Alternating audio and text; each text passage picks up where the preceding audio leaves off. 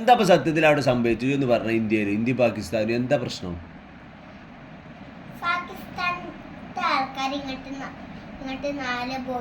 നാല് ബോംബ് പാകിസ്ഥാനുകാരും കേട്ടിട്ട് 24 ബോംബ് അങ്ങോട്ട് ഇട്ട്. എന്നിട്ടോ പോയോ? പടപടായി. ഒരു ബോംബ് നമ്മളെ ഇന്ത്യക്ക് ഇട്ടാ ഇവിടെ ഫുള്ള് നശിക്കും. പക്ഷെ ഒരാ കിട്ടിയില്ല. എന്താ എന്ത് ബോംബാ? എന്ത് ബോംബാ?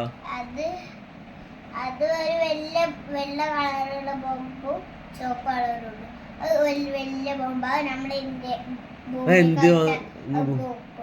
പൊട്ടിയാല് നമ്മളൊക്കെ മരിച്ചോ? എന്ത് ബോംബാ? അപ്പൊ അങ്ങനെ ഒരു ബോംബ് ഉണ്ടോ?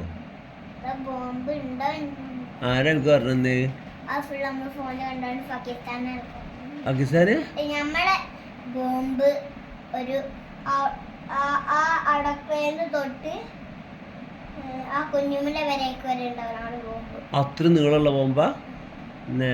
പിന്നെ നമ്മളെ ഓരോ വിമാനം, പാകിസ്ഥാനത്തെ വിമാനം ആകെ ഒരു വലിയ കുറച്ചൊക്കെ വലുതുണ്ട്. പക്ഷെ ആ കുഞ്ഞു വിമാനം നമ്മളെ വിമാനം അവിടുന്ന് തൊട്ട് ഇങ്ങോട്ട് വരെയുള്ള വിമാനം.